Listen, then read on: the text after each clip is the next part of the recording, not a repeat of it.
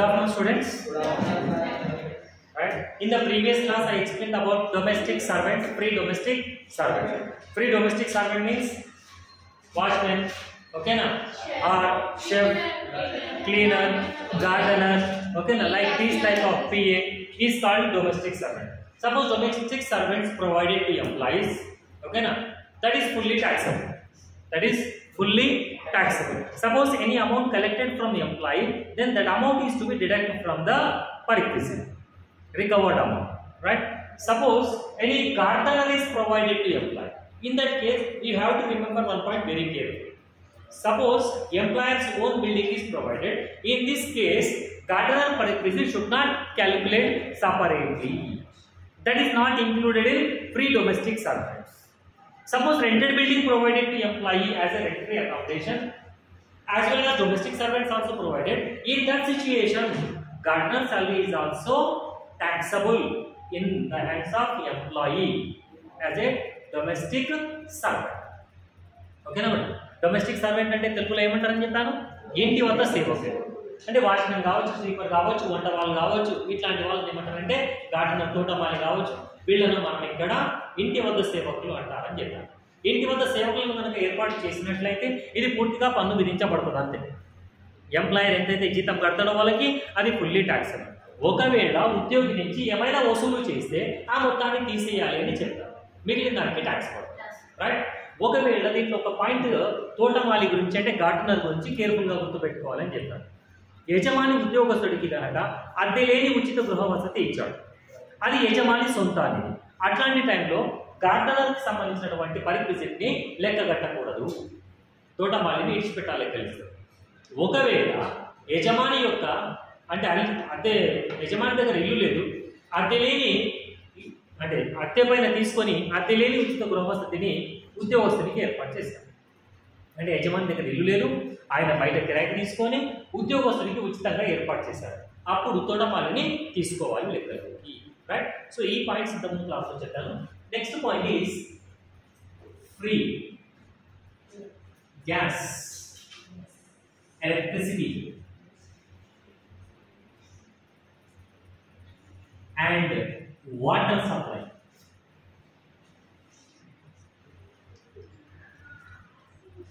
ఉద్యోగం చేస్తే కూడా ఎన్నిగానం ఉంటాయి, అసలు బెనిఫిట్స్ చేసి ఉంటాయి, ఓకేనండి, రైట్?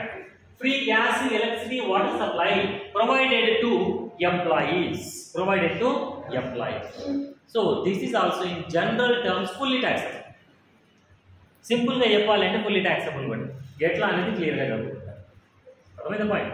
ఫ్రీ గ్యాస్ కానీ ఎలక్ట్రిసిటీ కానీ వాటర్ కానీ ప్రొవైడ్ చేస్తే ఇది పూర్తిగా పన్ను విధించబడుతుంది, పూర్తిగా పన్ను విధించబడుతుంది. సింపుల్ లాంగ్వేజ్లో చెప్పాలి. లాస్ట్కి వచ్చి దాని మీనింగ్ అదే.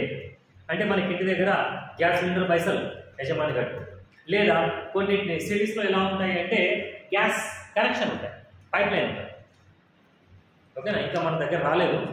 ఇప్పుడు ముంబై అట్లాంటి సిటీస్లో గ్యాస్ సిలిండర్ ఉండదు, పైప్ లైన్ ఉంటుంది. ఆ పైప్ లైన్ నుంచి మనకు గ్యాస్ వస్తుంది. అట్లాంటి ఆ బిల్లులను ఎవరు కట్టుకుంటున్నారు? ఎంప్లాయర్ కట్టుకుంటారు. లేదా మన దగ్గర ఎలక్ట్రిసిటీ బిల్లు నింటిది అది ఎంప్లాయర్ కట్టుకుంటారు. లేదా మన ఇంట్లో వాటర్ సప్లై ప్రొవైడ్ చేస్తున్నాడు, ఇట్లాంటి యజమాని కట్టు. సో ఇక్కడ వచ్చేసరికి మనం బుర్ర కొంచెం పని పెట్టాలంటే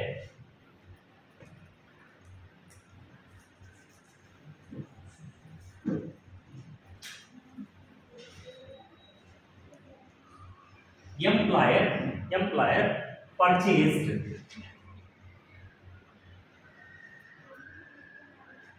from out side, right?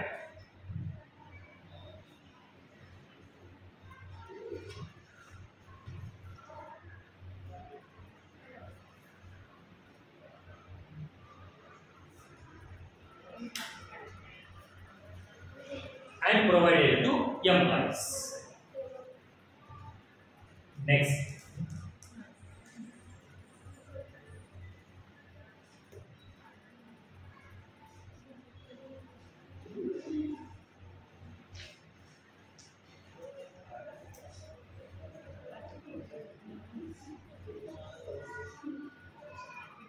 employer provided from his own source. So here this is classified into two types.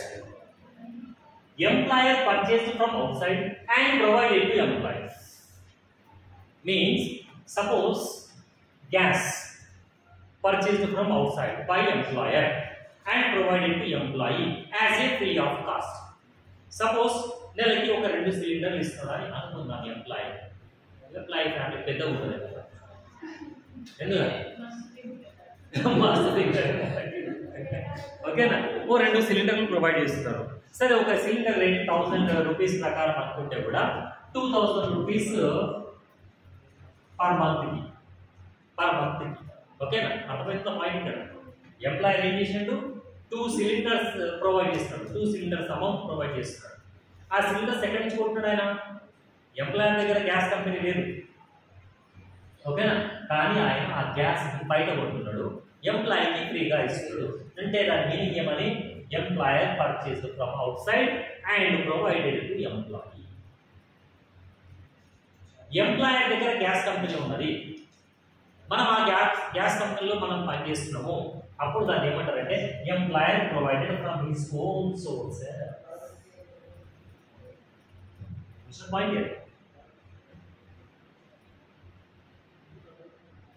మనము గ్యాస్ కంపెనీలో పనిచేస్తున్నాం గ్యాస్ కంపెనీ ఎల్పిజి సిలిండర్స్ తయారు చేసే కంపెనీలా పనిచేస్తుంది ఎల్పిజి గ్యాస్ సిలిండర్లు తయారు చేసే కంపెనీలా మా అఖిల పనిచేస్తుంది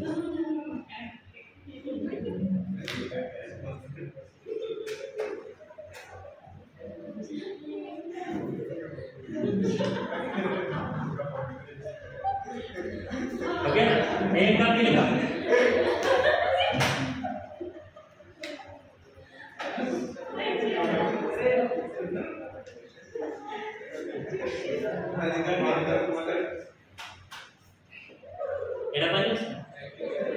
ఎల్పిజి కంపెనీలో పనిచేస్తుంది జాబ్ చేస్తుంది రైట్ ఎల్పిజి కంపెనీలో అఖిల జాబ్ చేస్తున్నది మంచిది కదా రైట్ ఒక స్నాప్ తీసి పెట్టుకో పనిచేస్తుంది ఓకేనా ఎల్పిజి కంపెనీలో అఖిల పనిచేసేటప్పుడు అఖిలకి సిలిండర్ ఎంప్లాయర్ ప్రొవైడ్ చేస్తే బయట సిలిండర్ కొనుక్కొని తెచ్చి ఈమెకి ఇస్తాడా ఈయన దగ్గర ఉన్నది తీసుకుపోయి ఇస్తాడు బట్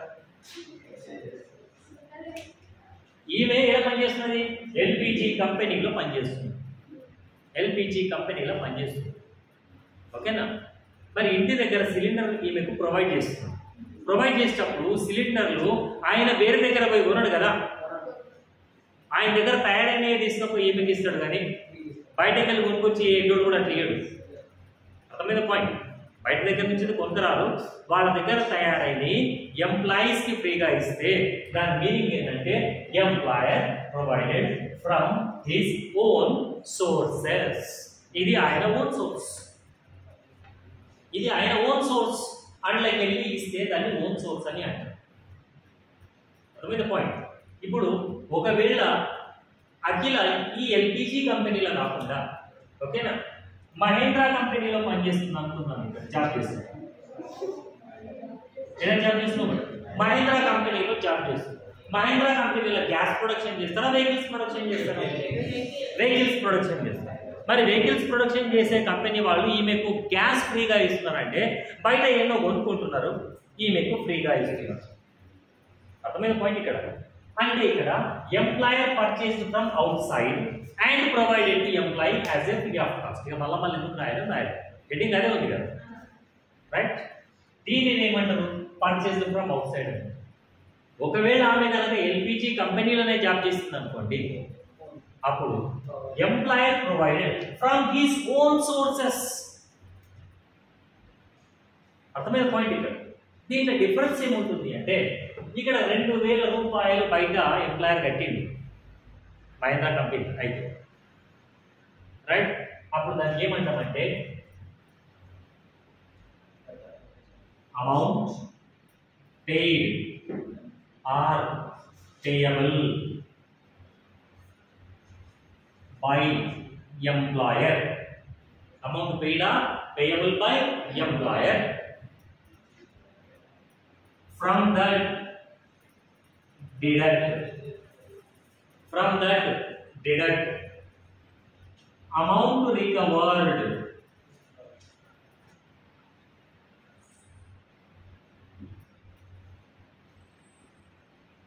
అంటే యజమాని చెల్లించిన లేదా చెల్లించాల్సిన డబ్బులు, యజమాని చెల్లించిన లేదా చెల్లించాల్సిన మొత్తం, అందులో నుండి తీసివేయండి ఉద్యోగి నుండి వసూలు చేసిన మొత్తము, ఉద్యోగి నుండి వసూలు చేసిన మొత్తము, మిగిలిన దాన్ని మనం ఏమంటాము అంటే టాక్సబుల్.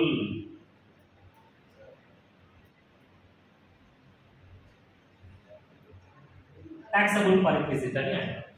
ఓకేనా, మిగిలిన దాన్ని ఏమంటాము టాక్సబుల్ పర్క్విజిట్ అని అంటారు. అంటే ఈమె మహీంద్రా కంపెనీలో జాబ్ చేస్తే ఎంప్లాయర్ పర్ మంత్ 2 సిలిండర్స్ ఇస్తున్నామని నేను అనుకుంటున్నాను. పర్ మంత్ 2 సిలిండర్స్ ఇస్తున్నాడు అంటే పర్ యానం 24 సిలిండర్స్ ఇస్తున్నాడు. ఒక సిలిండర్ రేటు ఓకేనా 1000 రూపీస్ అని అనుకుంటే, ప్రజెంట్ ఉన్న రేట్ జనరల్గా చెప్తున్నాను రైట్, ఫ్లక్చుయేట్ అవుతుంది, అది సెకండరీ. సో ఈమెకి ఇక్కడ పర్ యానం 24,000 సిలిండర్స్ పైన ఎంప్లాయర్ ఈమెకు ఖర్చు చేసుకున్నా లేదా, అది టాక్సబుల్ అయితే. ఒకవేళ ఈమె దగ్గర ఏం డబ్బులు కలెక్ట్ చేయలేడు అనుకోండి, నిల్ అని రాస్తాము, 24,000 రూపీస్ తీసుకెళ్ళి ఇక్కడ రాస్తాము. ఇది సాలరీ ఫైండ్ అవుట్ చేసే స్టేట్మెంట్ అనుకుంటే, దీంట్లో ఏమని రాయాలి అంటే ఫ్రీ గ్యాస్ 24,000. ఇది స్టేట్మెంట్. ఈ స్టేట్మెంట్ మనం ఫిల్ చేయడం నేర్చుకుంటాం అంతే. ఇక్కడ అర్థమైన పాయింట్, ఫ్రీ గ్యాస్ అని 24,000 రాస్తాం. ఒకవేళ ఈమె దగ్గర నీకు ఎల్పిజి ఇచ్చినందుకు మాకు 24,000 ఖర్చు అవుతున్నాయి కదా, మాకేమన్నా జరగదు, కొన్ని నువ్వు కట్టుకుంటే కొన్ని మేము కట్టు. అర్థమైన పాయింట్, కొన్ని నువ్వు కట్టుకుంటే కొన్ని మేము కట్టుకుంటామంటే మీనింగ్ ఏమని, ఆమె దగ్గర మనం వసూలు చేస్తున్నామని అర్థం. That is called amount recovered from employee. Suppose we collected rupees, you assume 6,000 from her. You assume here per annum we collected, you assume 6,000 from Akhila. That means 18,000 is taxable. In that case, you write down here 18,000 rupees. Like a domestic servant or not? Yes. Domestic servant and this provision is almost the same. Nothing is different. Okay, na ఇంటి వద్ద సేవకులకు దీనికి తేడా ఏమున్నది? యజమానికి ఎంత ఖర్చు అయింది అదంతా ఇడాలి, తీసేయండి ఉద్యోగుల నుంచి వసూలు చేసి మిగిలిన దానికి ట్యాక్స్ పడుతుంది. This is purchased from out side. ఓకేనా, సపోజ్ అఖిల దేశ్వరి ఎల్పిజి కంపెనీలో పనిచేస్తుంది అనుకుందాం. ఎల్పిజి కంపెనీలో ఉద్యోగి. అప్పుడు ఆ ఎల్పిజి కంపెనీలో ఉద్యోగి అయినప్పుడు ఆ కంపెనీ వాళ్ళు సిలిండర్లు అయితే బయట ఉన్నారు కదా, ఓన్ సోర్సెస్ కదా. ఓన్ సోర్సెస్ ఉన్నప్పుడు మనం ఏం చేయాలి అంటే కాస్ట్ ఆఫ్ మ్యానుఫ్యాక్చరింగ్ లెక్కలోకి తీసుకోవాలి. Manufacturing cost for employer. ఇప్పుడు 2,000కి మనం బయట కొంటున్నాం ఈ సిలిండర్ అంటే, తయారు చేసుకోవడానికి 2,000 అయితే 1,000 రూపాయలు అయితే కదా. 1,000 రూపాయలు బయట సిలిండర్ కొంటున్నామంటే తయారు చేసుకోవడానికి 1,000 రూపాయలు కాదు కదా. ఫర్ ఎగ్జాంపుల్గా ఒక 600 రూపీస్ అయిందని అనుకోండి, మ్యానుఫ్యాక్చరింగ్ కాస్ట్ ఎంత అయింది? 600. ఎంప్లాయర్ ఓన్ సోర్స్ నుంచి ఇస్తే ఏం చేయాలి అంటే amount paid are payable by employer ప్లేస్లో ఓకేనా మ్యానుఫ్యాక్చరింగ్ కాస్ట్ టు ఎంప్లాయర్ తీసుకోవాలి. ఉద్యోగస్తునికి యజమానికి ఆ వస్తువు ఉత్పత్తి చేయడానికి ఎంత ఖర్చు అయింది అది తీసుకోవాలి. రైట్, సో హియర్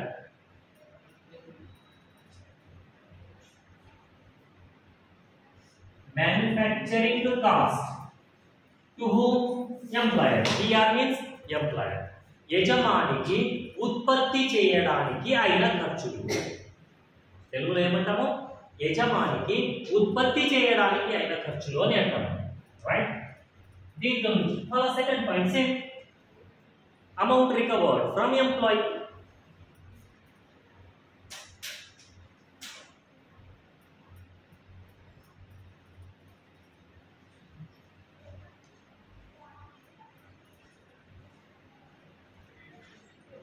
ఇది taxable.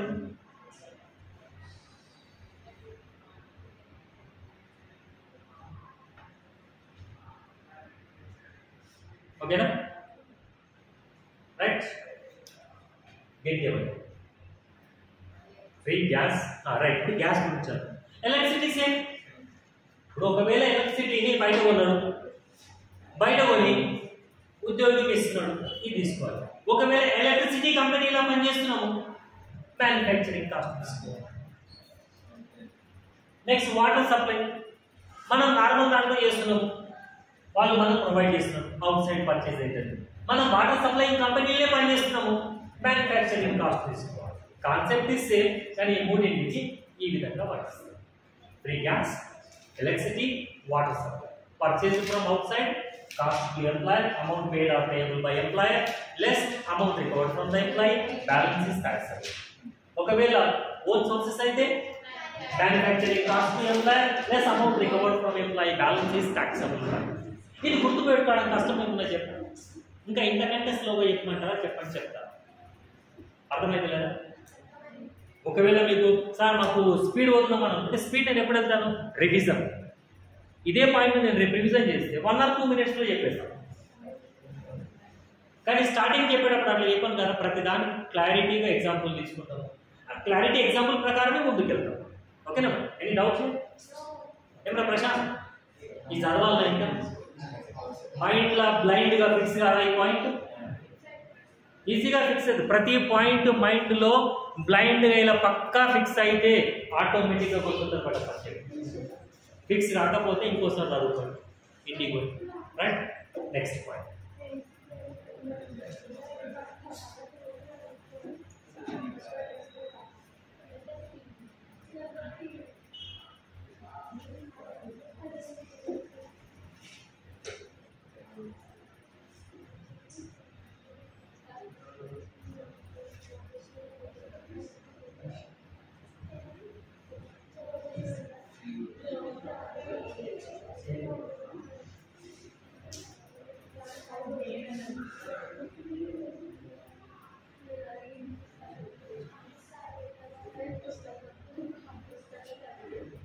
Free education facility.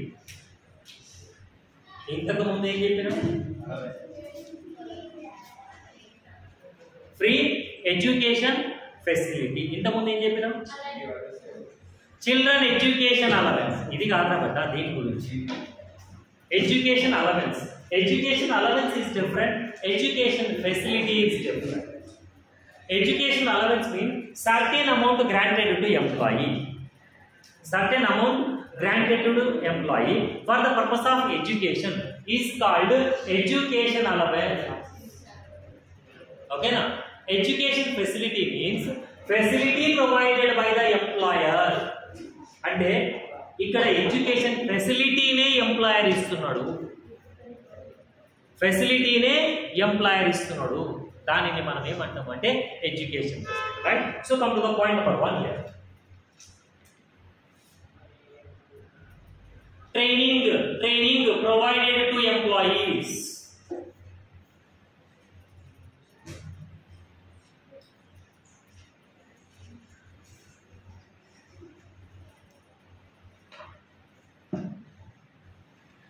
Training provided to employees. Training మనం ఏదైనా ఒక సంస్థలో మనం చేయం కాగానే వాళ్ళు ఏం చేస్తారు, మనకి ఏదైనా ట్రైనింగ్ ఇస్తారు. ట్రైనింగ్ ఇస్తేనే మనకు వంట చేయడానికి వస్తుంది. మరి ఆ ట్రైనింగ్ ఇస్తున్నాడు అంటే మన పైన ప్రేమతో ఇస్తాడు. ఆ శిరీష మొర్రి పండ్లు తిందు అని ఆడిపో తీసుకుంటారు దోస్తులు అన్న రాసుకుంటారు, తర్వాత వేరే పేపర్ తీసుకొని రాసుకుంటారు. ఓకేనా? రైట్. ఇక్కడ ట్రైనింగ్ ఇస్తున్నాడు ఎవరు? ఎంప్లాయర్. ఎవరికి? ఎంప్లాయీస్కి. ఎంప్లాయీస్కి ట్రైనింగ్ ఇస్తున్నట్టే మన మీద ప్రేమతో కాదు. మనకు ట్రైనింగ్ ఇస్తేనే మనం పర్ఫెక్ట్గా అవుతాము, మనం పర్ఫెక్ట్గా అయితేనే వాని వర్క్ కరెక్ట్గా అవుతుంది ఎంప్లాయర్ది. ఒకవేళ మన ట్రైనింగ్ ఇయ్యలేడు, మనం ఏ రోజు ఏం పని చేస్తామో మనకే చక్కగా తెలియదు. వాడు ఎంప్లాయర్ కంపెనీ చూసుకొని పోవాల్సి వస్తుంది ఆయన. కరెక్ట్ కదా? అవు నాకేం చేస్తుంది చదివిన సబ్జెక్ట్ ఏదంతా లేకుంటే అంటారు. నిజానికి మనం చదివిన చదువుకు చేసే పనికి కొన్ని జాబ్స్కి వెళ్తే ఏం సంబంధమే ఉండదు. మనం చదివింది ఒకటి ఉంటుంది, ఆడిపోయి ఇంకోటి చేసేట్టు. ఈ టీచింగ్ ఫీల్డ్ అట్లాంటివి కొన్నింటిలో మాత్రమే. దాని గురించి అంటలేదు కదా. వాడు సీసీ తీసుకొని డాక్టర్ చేసినా ఏం చేసినా సెకండరీ. మేము యాజ్ ఏ బీకామ్ గ్రాడ్యుయేట్గా ఉండి, ఓకేనా, నువ్వు ఎంకామో ఎంబీఏ చేసినాక ఒక సాఫ్ట్వేర్ కంపెనీలో పోతే మళ్ళీ వాడు ఏం చేస్తాడు, ఇంకేమో నేర్పిస్తాడు, ఇంకేమో చేయమంటాడు. నీవు చదివిన డెబిట్ క్రెడిట్ ఆడ ఉంది, నీవు చదివిన ట్యాక్స్ ఆడ ఉండదు. అర్థమైందా? నీవు చదివిన ఏ సబ్జెక్ట్ ఆడ ఉంటుంది, వేరే ఉంటుంది. చదివిన సబ్జెక్ట్ ఎక్కడో కొన్ని చాలా ఉంటుంది, కొన్ని చాలా ఉండదు కదా. కాబట్టి అప్పుడు ఏం చేయాల్సి వస్తుంది, నీవెంత చదువుకున్నా చదివింది మొత్తం వాడు అప్లికేషన్ కాదు కదా. అప్లికేషన్కి వెళ్తే మళ్ళీ వేరే ఉంటుంది. కాబట్టి వాళ్ళు ట్రైనింగ్ ఇస్తారు. ట్రైనింగ్ ఇచ్చినప్పుడు అది మన మీద ప్రేమతో కాదు, వాళ్ళకి అవసరం అని. నేను ఎందుకు చెప్తున్నానో అర్థం చేసుకోండి. వాడికి అవసరం. సార్ మనం కూడా పర్ఫెక్ట్ అయితే కదా ట్రైనింగ్ ఇస్తే, రేపు పొద్దుగాల ఈ జాబ్ మానేసి ఇంకో జాబ్కి పోతే ఈ ట్రైనింగ్ పని చేయకపోతారు. వాళ్ళ దగ్గర కొత్తది నేర్చుకోవాలి. అర్థమైన పాయింట్ ఇక్కడ. వాడి దగ్గర ఇంకో కంపెనీలో చేస్తే ఇది పని చేయదు, వాడు మళ్ళీ ఇంకోటి నేర్పిస్తాడు. ఆడ జాబ్ మానేసి ఇంకో దగ్గర పోతే ఇంకో ట్రైనింగ్ కూడా ఇస్తారు. అర్థమైన పాయింట్. అంటే ఇక్కడ ట్రైనింగ్ అనేది మనకు ఉపయోగపడుతుందో వచ్చింది నేను అంటలేను. మనకంటే ముందు బెనిఫిట్ ఎంప్లాయర్. ఇక్కడ నేను మనకు ఉపయోగపడదు అని అంటలేను బేట, మనకు యూజే. కానీ first beneficiary is the employer. First beneficiary is the employer. That's why not taxable here.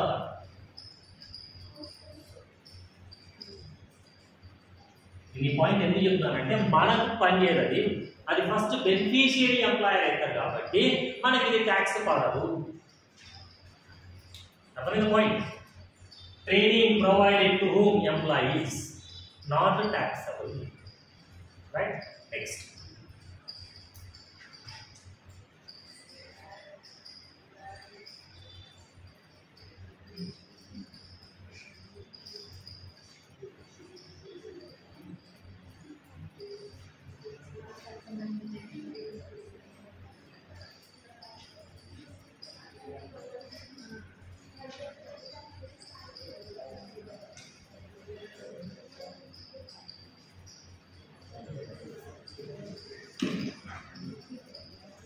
Education fees paid by employer to employee, children or family members. Okay na? Education fees paid by employer to employee, children or family members. Okay na? For example ga mana Gautam ki ఇద్దరు పిల్లలు ఉన్నారు. ఓకేనా? ఒక పాప inter second year,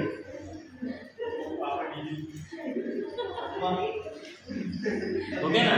ఇంకొక ఆమె పాపం 8th class అనుకున్నా. రైట్?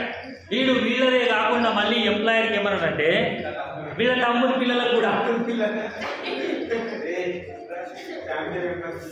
అంటే వీటిపైన డిపెండ్ అయినా అనుకున్నాం. కొద్దిసేపు వాళ్ళ ఒక పాప, ఆమె కూడా 8th క్లాస్ అనుకున్నాం. రైట్? ఎంప్లాయర్కి ముందే చెప్పిండు అగ్రిమెంట్ చేసుకునేటప్పుడు, ఇగో మా పిల్లలకి ఏడాది చదివిపిస్తానో నాకు తెలియదు, మంచి మంచి స్కూల్ అలా చదివిపిస్తా, ఆ ఫీజులు నువ్వే కట్టుకో. ఎవరు చదివిపిస్తారు? గౌతమ్ సెలెక్ట్ చేసుకుంటాడు వాడే స్కూల్. ఎంప్లాయర్ సెలెక్ట్ చేసిన స్కూల్ అలా కాదుగా, వీడే సెలెక్ట్ చేసుకున్నాడు. మంచి మంచి కాన్వెంట్ స్కూల్ సెలెక్ట్ చేసుకున్నాడు. ముందే మాట్లాడుకున్నాడు కదా. వీడైతేనేమో చూస్తుండే ఏడ ఫీజు తక్కువ ఉన్నది, వాళ్ళతో ముందే మాట్లాడింది కదా. నేనే గౌతమ్ ఇప్పుడు జనరల్గా ఫ్రీగా వస్తే ఏం చేస్తాం, ఈడ మంచిగా ఉంటే అడిగిపోతాం. సరేలే వాడు ఇప్పుడు ఇక్కడ మంచి సరే అగ్రిమెంట్ ప్రకారం ఉన్నది కాబట్టి వాడు ముందే మాట్లాడుతున్నాడు కదా, నీకు తప్పు పట్టలేదు. ఒక బాబుకు ఇంటర్ సెకండ్ ఇయర్ అంటే ఫస్ట్ సెకండ్ ఇయర్ ఉంది, ఇయర్లీ ఫీజ్ 2.5 lakhs ఉంది. ఓకేనా? తర్వాత ఇంకొక బాబుకి 8th క్లాస్కి 1.5 lakh ఉంది ఫీజ్, ఇక్కడ 1.5 lakh. ఇదంతా ఎంప్లాయర్ స్కూల్ కాదు, వాడికి నచ్చిన స్కూళ్ళు కాలేజీలో పోయి జాయిన్ చేసిండు. ఫీజు ఏమో ఎంప్లాయర్ కడతాడు. అర్థమైన పాయింట్ ఇక్కడ. Education fees paid by employer to employee children or family members. Family member means brothers, sisters, ఓకేనా, or parents who are wholly or mainly depend on him is called parent. Family member. ఓకేనా? Family member అంటే జనరల్గా brother కావచ్చు, sisters కావచ్చు, ఓకేనా? మీ బ్రదర్కి అనుకున్నాం, లేకపోతే మీ బ్రదర్కి చదివిస్తారు, రైట్? ఇట్లాంటివి ఉంటే మనం లెక్కలకు తీసుకుంటాం, right? Education fees paid by employer to employee or his family member, this is fully taxable.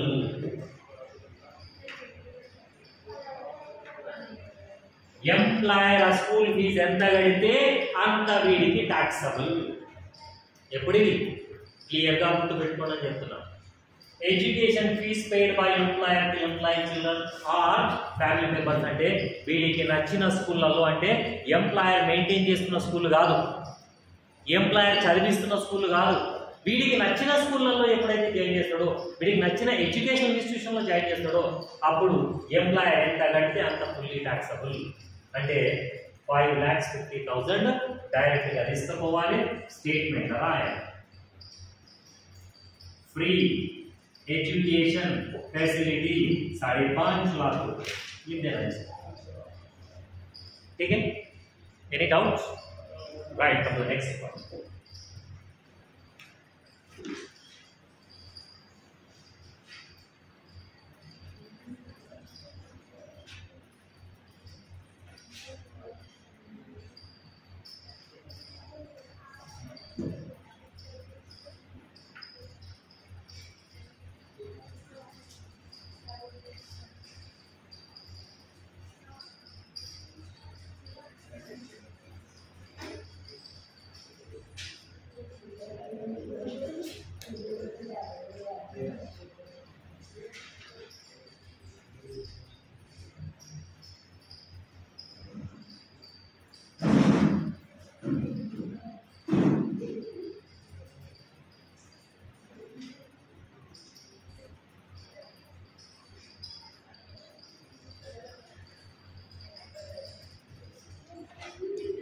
Education facility provided to employee children in employer's own institution are maintained by employer. Maintained by employer. Okay, na? Right?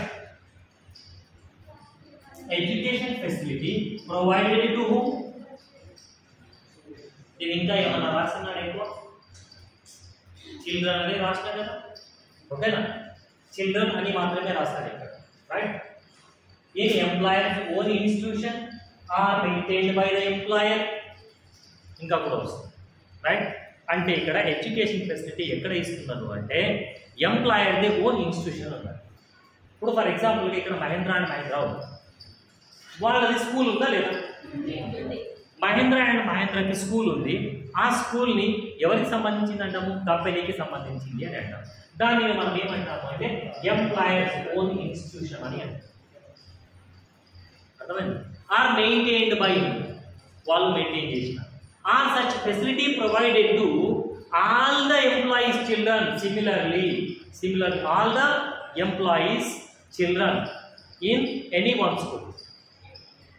ఓకేనా? ఇప్పుడు suppose for ఎగ్జాంపుల్గా employer దగ్గర school లేదు, ఓకేనా? For ఎగ్జాంపుల్గా తీసుకుందాం, MRF కావచ్చు, పిరమిల్ కావచ్చు, ఇక్కడ దగ్గరలో వాళ్ళకి స్కూల్స్ ఉన్నాయా?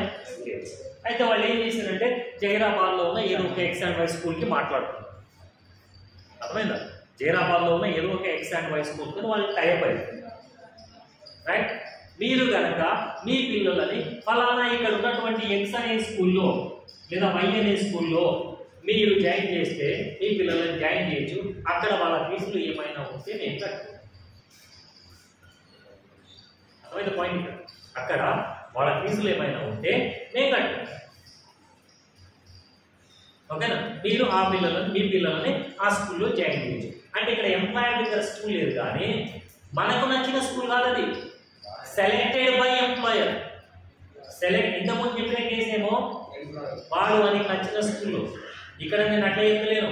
ఎంప్లాయర్ ఒక స్కూల్ని సెలెక్ట్ చేసుకున్నాడు, ఒక ఇన్స్టిట్యూషన్ సెలెక్ట్ చేసుకున్నాడు, ఆ ఇన్స్టిట్యూషన్లో ఆ కంపెనీకి సంబంధించిన పిల్లలందరినీ వాళ్ళు చదివిస్తారు. అది ఏమన్నా ఉంటే వాళ్ళు కట్టారు, లేదా వాళ్ళ ఓన్ ఇన్స్టిట్యూషన్ అయినా సరే, ఓకేనా? అప్పుడు మనం ఏం చేయాలి అక్కడ education facility provided to employee children అంటే ఎవరిని చిల్డ్రన్ అని అంటాము? న్యూ చిల్డ్రన్ వా. ఇప్పుడు ప్రదీప్ ఉన్నాడు రైట్. ప్రదీప్కి మనం 2 భార్యలు అన్నాం ఓకేనా.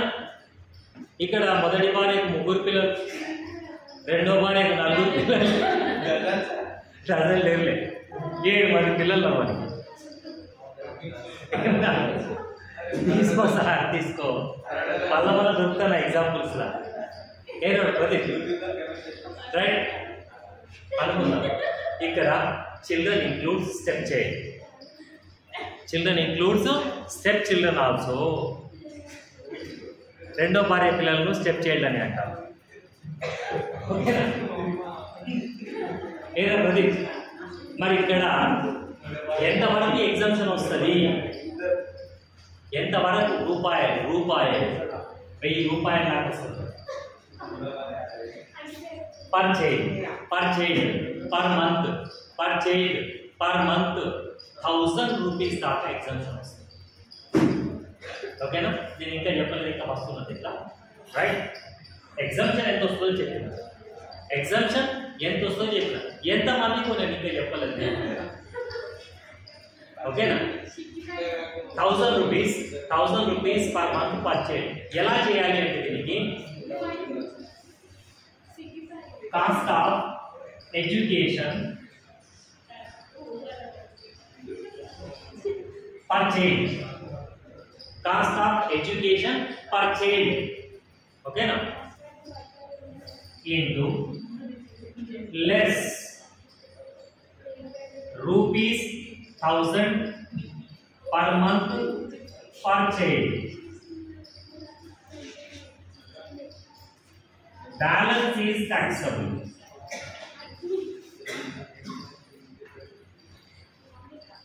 Okay, right? Cost of education per child.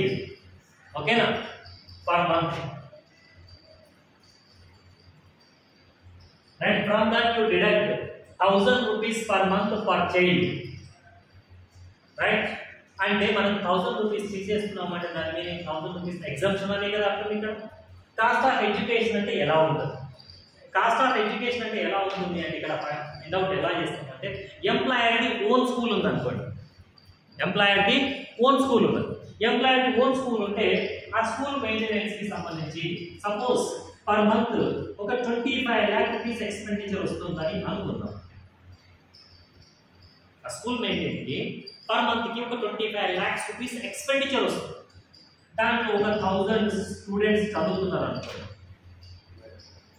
ఓకేనండి. అంటే పర్ చైల్డ్కి 2500 రూపీస్ ఎక్స్పెండిచర్ అవుతుందని అర్థం. ఇక్కడ పాయింట్ ఇక్కడ స్కూల్ మెయింటెనెన్స్కి 25 lakh రూపీస్ అయింది ఓన్ స్కూల్ ఉన్నప్పుడు టోటల్గా 1000 మెంబర్స్కి కలిపి. అంటే 25 lakhs 1000 మెంబర్స్కి అయితే పర్ క్యాండిడేట్కి ఎంత అయినట్లా 2500 పర్ మంత్. అప్పుడు ఇక్కడ రాస్తాం లెస్ 1000 చట్టంలో చెప్పిరారు, చట్టంలో చెప్పారు 1000 1500కి ట్యాక్స్. ఒకవేళ పర్ చైల్డ్కి 800 ఎక్స్పెండిచర్ అయింది అనుకోండి, నథింగ్ ఇస్ ట్యాక్సబుల్. ఇప్పుడు పర్ చైల్డ్కి 800 అయింది అనుకోండి, అప్పుడు 800 మైనస్ అవుతుంది. 1000 కంటే ఎంత ఉంటే అంత మైనస్, 1000 కంటే ఎక్కువ ఉంటే దాన్ని కట్టుకోవాలి. అంటే కట్టుకోవాలంటే మనం కట్టము, ఈడ సాలరీ అనే డేట్లో రాయాలి లిస్ట్లో ఏమని ఫ్రీ ఎడ్యుకేషన్ ఫెసిలిటీ అని రాయాలి. ఇప్పుడు మనం ఎగ్జాంపుల్ తీసుకున్నాం కదా, ఈ ఎగ్జాంపుల్ ప్రకారం రైట్ వీళ్ళ ప్రతి పిల్లలకి అదే టైప్లో అవుతుంది. ఎంతమంది పిల్లలు? 7 మంది పిల్లలు. మరి 7 మంది పిల్లలకి ఎగ్జామ్షన్ వస్తుందా? ఇద్దరికి వస్తుందా? ఎంత ప్రతి ఇద్దరికి వస్తుందా 7 మందికి వస్తుంది? ఇప్పుడు చిల్డ్రన్ ఎడ్యుకేషన్ అలవెన్స్ దగ్గరికి వెళ్ళినాం మనం, ఇద్దరికి వచ్చిందా ఎక్కువ మందికి వచ్చిందా? ఇద్దరికే వచ్చింది. మరి ఈడ ఎంతమందికి రావచ్చు? ఇద్దరికేనా, ఒక్కరికా, ముగ్గురికా, నలుగురికా? ఏమన్నా సీలింగ్ ఉందా ఈడ? సీలింగ్ అంటే ఇద్దరు ఒకరు ముగ్గురు, నో సీలింగ్. వారికి 7 మంది పిల్లలు ఉంటే 7 మంది పిల్లలకు అట్లా వస్తుంది.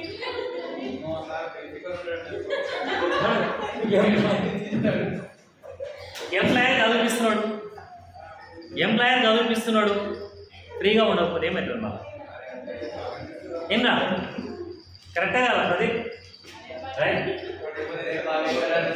పర్ స్టూడెంట్కి 1500 ట్యాక్స్ ఇంటూ 12 ఓకేనా. సరే ఊరికి నవ్వుకుంటాను, వానికి ఒక 3 పిల్లలు అవుతుంది ఓకేనా.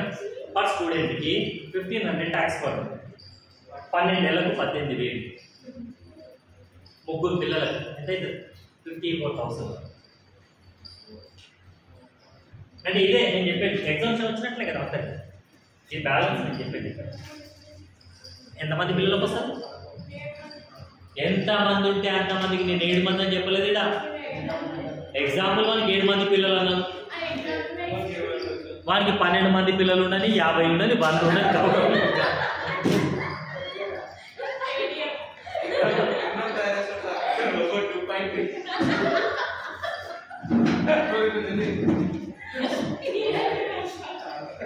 प्रदीप क्या आइडिया है भाई बेटा, क्लास चलना बोले तो सीरियसली पूरा पढ़ाते गए तो वो रहा, बीच बीच में हंसी मजाक रहे तो क्लास अच्छा है जाता, इसलिए लेते, उनको नाराज करने के लिए तो नहीं लेते. ఏం రా ప్రదీప్ సరే బ్రహ్మానందం అంటున్నావు కదా బేట, బ్రహ్మానందం లేకపోతే సినిమా అట్టర్ ఫ్లాప్ అవుతుంది, అర్థమైన పాయింట్. అట్లా అని చెప్పి కేవలం బ్రహ్మానందమే ఉంటే కూడా సినిమా అట్టర్ ఫ్లాప్ అవుతుంది, కరెక్ట్ కదా. ఒక బ్రహ్మానందం ఉంటేనే సినిమా నడుస్తాయి ఆ కామెడీతో. అట్లా అని మొత్తము బ్రహ్మానందం ఉంటే కూడా అంటే క్లాస్ అంటే కూడా అప్పుడప్పుడు నవ్వాలి, అప్పుడప్పుడు సీరియస్గా పోతుంది, అప్పుడప్పుడు తిట్టాలి, కరెక్ట్ కదా. అప్పుడప్పుడు తిట్టాల్సి వస్తుంది, లేకపోతే పీరియడ్ కంట్రోల్ అవుతుంది. ఒక పిల్లలు లేకపోతే సినిమా హిట్ అవుతుందా కాదు. సినిమా అంటేనే 2 ఫైట్లు 2 పాటలు అంటే ఐ మీన్ చెప్తున్నాను, ఇంకా కామెడీ ఉంటేనే ఆ సినిమా వస్తుంది. నా పాటలు లేకపోయినా నో కామెడీ, ఓన్లీ విలన్ కూడా లేడు, విలన్ లేకుండా సినిమాలు ఉంటాయా తక్కువ. మనము 100 పిక్చర్స్ తీసుకుంటే దాంట్లో 1 ఉంటే దాని లెక్కలు తీసుకోం, 1-2 ఉంటాయి, 100లో 98 ఉంటాయి అట్లా ఉంటాయి.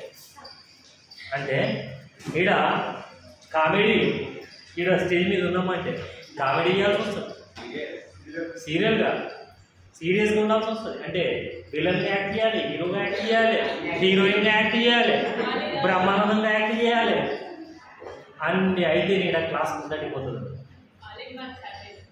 కరెక్టా కదా. ఇప్పుడు మనం థియేటర్కి వెళ్తే ఎన్నో లొకేషన్స్లో వాళ్ళు చూసి తీస్తారు cinema, some hundreds of crores investment చేస్తారు వాళ్ళు.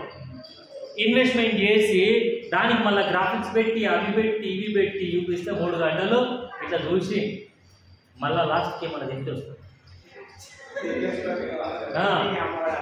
100, 200, 300 పెట్టి టికెట్ పెట్టి చూసి వస్తాము, చూసి వచ్చినాక మనకి వెళ్తాము, ఒకటి మెచ్చుకుంటాము. మరి ఈడ అన్నీ మేమే చేయాల్సి వస్తుంది, ఈడ స్టేజ్ మీద ఉన్నప్పుడు అన్నీ మేమే చేయాల్సి వస్తుంది, కరెక్టా కదా. రెగ్యులర్ కాదు, అది ఏమైనా మేమే చేయాలి. అందుకే అప్పుడప్పుడు విలన్ కావాల్సి వస్తుంది మేమే, అప్పుడప్పుడు మేమే హీరో కావాల్సి వస్తుంది, అప్పుడప్పుడు మేమే కమెడియన్ కావాల్సి వస్తుంది, అది కూడా మేమే కావాల్సి వస్తుంది, ప్రతిదీ కావాలి. రైట్. ఇక్కడ ఎంతమంది పిల్లలు బిడ్డ? అరే ఇది ఎగ్జాంపుల్ బిడ్డ, చిల్డ్రన్ అంటే ఇక్కడ ఎడ్యుకేషన్ ఫెసిలిటీ ఎంతమంది పిల్లలకి ఇచ్చినా ఎగ్జామ్షన్ వస్తుంది. ఈ 1000 పర్ మంత్. ప్రదీప్ ఉన్నాయి ఇంకా ముందర బస్సు తినాలి, ఓకేనా. 100 మందిని కానీ గిన్నీస్ రికార్డు కొడుకు, ఓకేనా. ఇప్పుడు మారుతి సార్ 150 గంటలు రికార్డు చెప్పి రికార్డు కొడితే నువ్వు 100 మంది పిల్లల్ని కానీ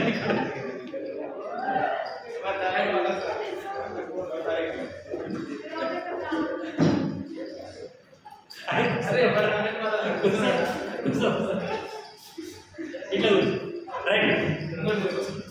ఇది ఎంప్లాయర్స్ ఎడ్యుకేషన్ తీసుకున్నాం మనం, రైట్. ఎంప్లాయర్ దగ్గర ఓన్ ఇన్స్టిట్యూషన్ లేదు, నేను చెప్పాను ఇంతకు ముందు. ఎంప్లాయర్ దగ్గర ఓన్ ఇన్స్టిట్యూషన్ లేకపోతే ఎక్స్ వై అనే ఒక స్కూల్లో ఆ కంపెనీ పిల్లలందరినీ చదివిస్తున్నాడు. ఆ కంపెనీ పిల్లలందరూ చదివించినప్పుడు ఒక అమౌంట్ అగ్రి అయితే చదవండి, అమౌంట్ పాయింట్ ఇక్కడ. ఎంప్లాయర్ దగ్గర ఓన్ ఇన్స్టిట్యూషన్ లేదు, లేనప్పుడు జైరాబాద్లోనే ఉన్నటువంటి ఏదో ఒక ఎక్స్ వై అనే స్కూల్లో ఆ కంపెనీ పిల్లలందరితో చదివించడానికి ఆ స్కూల్తో ఒప్పందం చేస్తున్నాడు, అగ్రిమెంట్ చేసుకున్నప్పుడు ఆ స్కూల్ వాళ్ళు ఏ బేసిస్లో చేసుకుంటారు? మీ స్కూల్ నుంచి ఎంతమంది పిల్లలన్నా పంపండి, పర్ హెడ్కి మాకు ఇంత కట్టండి అని చెప్తారు. అప్పుడు ఆ అమౌంట్ తీసుకోండి. ఇప్పుడు ఇదేమో 2500 మనం ఎలా క్యాలిక్యులేట్ చేసినామంటే ఇది ఎంప్లాయర్ ఓన్ ఇన్స్టిట్యూషన్ కాబట్టి ఎంప్లాయర్కి పర్ మంత్కి ఎంత ఖర్చు అవుతుందో మనకు తెలుసు, చేస్తున్నారు. ఎంతమంది పిల్లలు చదువుతున్నారో తెలుసు, డివైడ్ చేస్తే పర్ హెడ్కి ఎంత వస్తుందో తెలుస్తుంది. కానీ బయట స్కూల్ లోపల అందరి పిల్లలు చదివించినప్పుడు ఇదేముండదు. ఒక పిల్లానికి ఎంత అని మనం మాట్లాడుకుంటాం, ముందే ఎంత ఒక పిల్లానికి అనేది మాట్లాడుకుంటాం ఆ ఇన్స్టిట్యూషన్తో. అది ఎంత ఉంటే అంత రాయాలి. అందులో నుండి 1000 rupees per month per child తీసేయాలి, రిమైనింగ్ని మనం ట్యాక్సబుల్ అని. ఓకేనా, right. Next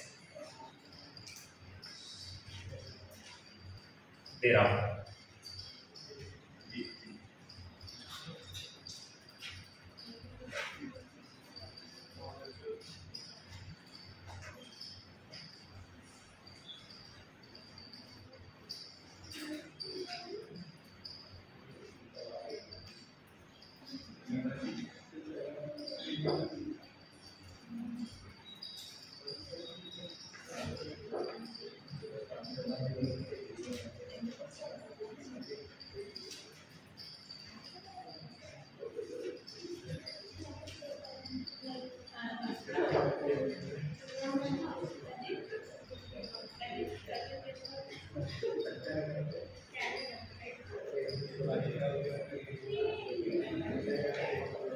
right. Education facility provided to employee family members in employer's own institution are maintained by employer. పైన పాయింట్ ఏమో చిల్డ్రన్కి తీసుకుంటాం, కింద పాయింట్ ఏమో ఫ్యామిలీ మెంబర్స్కి తీసుకుంటాం.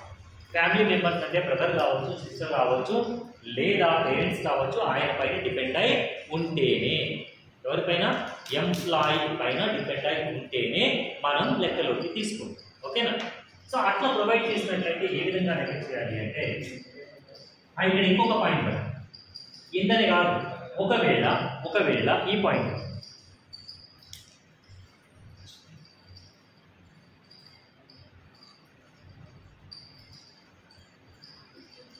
మీ పిల్లలను నేను ఫ్రీగా చదివిస్తున్నా కదా, మస్తు పైసలు అవుతుంది కదా, బయట స్కూళ్ళలో నువ్వు చదివిస్తే ఏమన్నా కూడా నువ్వు కట్టుకోరాదా, ఇంకొక పాయింట్లో వచ్చి చూడండి, అదే మనం ఉంటే తీసారు. That means amount recovered from employee.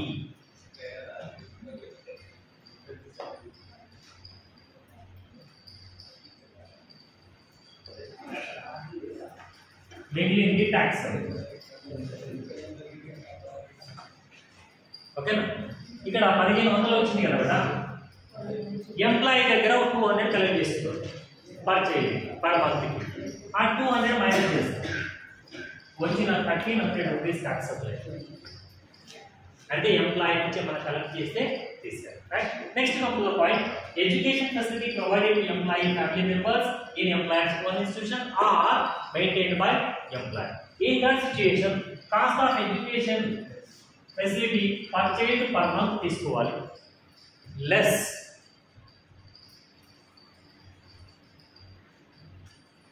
amount recovered from the employer. That means here, in the case of family members, 1000 rupees exemption is not applicable.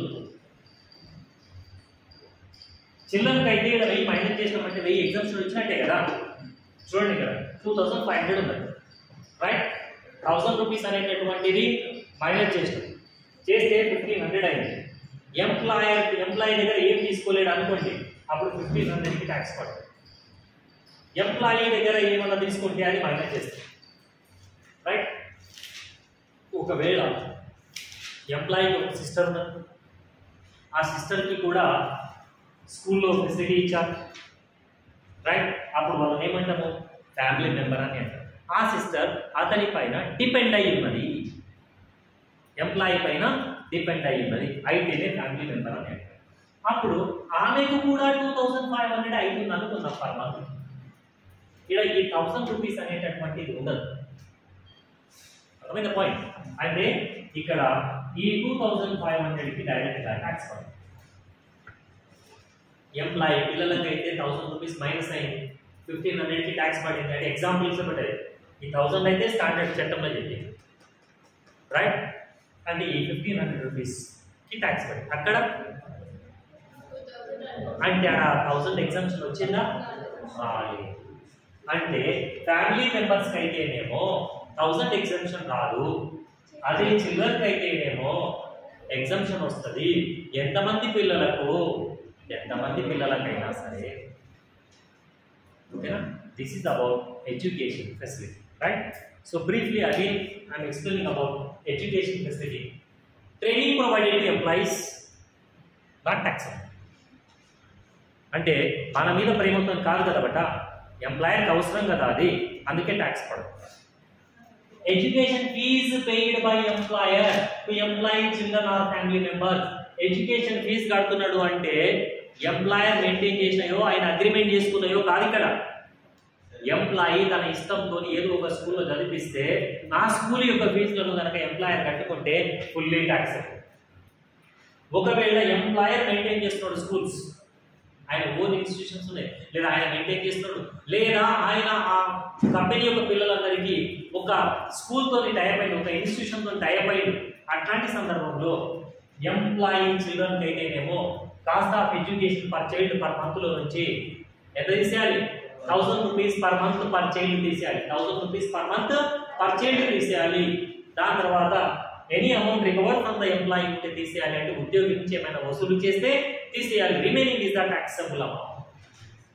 Suppose same facility provided to family member, same as it is applicable, but 1000 rupees exemption is not applicable. అంటే cost of education per child per month లో నుండి direct గా amount recover from the employee తీసేయాలి, మిగిలిన దానికి taxable అని అంటారు.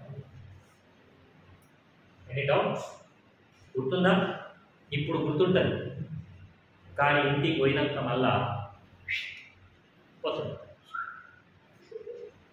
దీనికి మళ్ళీ చదవాలి. ఇది ఒకటే కాకుండా జనరల్గా ఏ పాయింట్ అయినా కూడా ఈ ఇన్కమ్ ట్యాక్స్ గుర్తుపెట్టుకోవాలని అనుకుంటే ఇక్కడ చెప్పినప్పుడు చాలా మంచిగా అర్థమైనట్లు అనిపిస్తుంది. రేపు పొద్దుగాల వచ్చి మీకు అడిగితే పెబ్బే, ఎందుకు పెబ్బే అంటారు అట్లాంటేశ్వరి? నేను చెప్పాను కానీ మీకు వింటే గుర్తుపెట్టుకుంటే మీరు మహానుభావులు, గొప్పోళ్ళు. కానీ అంత గొప్పోళ్ళు కాదు కదా మీరు. మీకు గుర్తుపెట్టుకోవాలనుకుంటే మీరు కాదు, నేనైనా మీరైనా ఎవరైనా గుర్తుపెట్టుకోవాలంటే ఒక పాయింట్ని మెనీ నెంబర్ ఆఫ్ టైమ్స్ అడిగితేనే మన బుర్రలో గుర్తుంటుంది. గుర్తుంటేనే ఈ లెక్కలు చేసి వస్తాయి. ఇక్కడ ఒక ఫార్ములా ఉండదు, ఫార్ములా గుర్తుంటేనే లెక్క వస్తుంది. కానీ ఫార్ములా అనేది ఇంతే ఉంటుంది, దాన్ని వేసింత వేసింత పెద్ద లెక్క అవుతుంది. ఇప్పుడు బిఎస్లో ఫార్ములా ఎంత ఉంటుంది? డిపి కొడితే ఒక్క లైన్ ఫార్ములా ఒక్క పేజీ లెక్క చేసేయచ్చు, కరెక్టా కదా? కానీ ఈడ ఆ ఒక్క లైన్ గుర్తు రాయాలంటే 50 పేపర్లు గుర్తు పెట్టుకోవాలి. ఈడ ఫార్ములా అనేది పెద్దగా ఉంటుంది, ఆన్సర్ అనేది చిన్నగా ఉంటుంది, కరెక్టా కదా? రైట్.